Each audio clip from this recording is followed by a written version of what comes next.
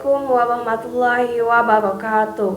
Perkenalkan, nama saya Selva Jaya, Prodi Pendidikan Matematika dengan NPM A1C025085. Di sini saya akan menjelaskan mengenai filsafat pendidikan dan teori manajemen pendidikan. Nah teman-teman, pernah nggak kita terpikir kenapa kita harus mempelajari filsafat pendidikan dan teori manajemen pendidikan? Jadi teman-teman, tanpa filsafat kita tidak akan tahu arah dan tujuan pendidikan itu sendiri. Sedangkan tanpa manajemen, arah itu tidak akan pernah tercapai secara nyata. Jadi, filsafat itu memberikan kita mengapa dan manajemen itu memberikan kita bagaimana. Filsafat pendidikan adalah jiwa atau kompas dari pendidikan, sementara teori manajemen pendidikan adalah kerangka atau mesin yang mewujudkan jiwa itu dalam kenyataan. Keduanya tidak terpisahkan. Kita bisa menganalogikan filsafat pendidikan sebagai kapal di mana memberikan fondasi, arah, dan tujuan. Lalu teori manajemen pendidikan sebagai nahkoda yang mengendalikan, mengatur, dan mewujudkan arah dan tujuan. Keduanya harus selalu berdampingan. Tanpa filsafat, manajemen sama dengan robot tanpa jiwa. Tanpa manajemen, filsafat sama dengan mimpi tanpa wujud. Sedangkan jika keduanya bersama, pendidikan yang hidup dan nyata akan terwujud.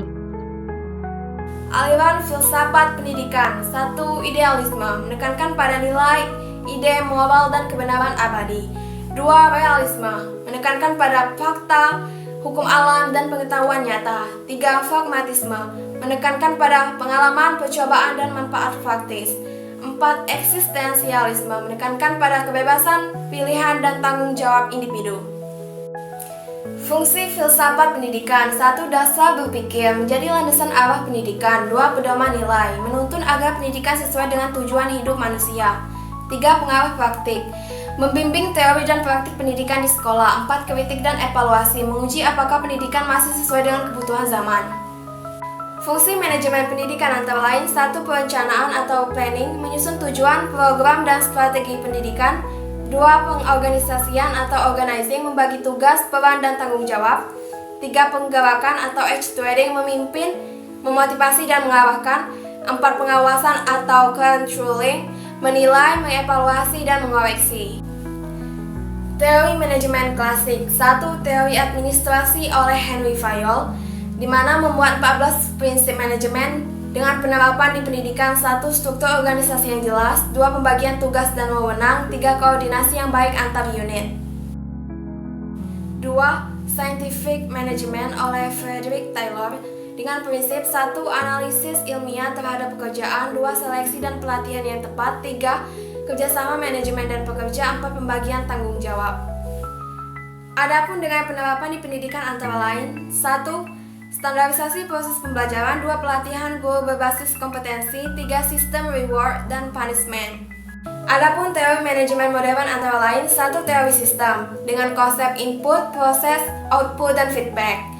Input misalnya siswa, guru, fasilitas, dan kurikulum. Proses misalnya pembelajaran, manajemen, dan evaluasi. Output misalnya lulusan berkualitas, dan feedback adalah evaluasi untuk perbaikan.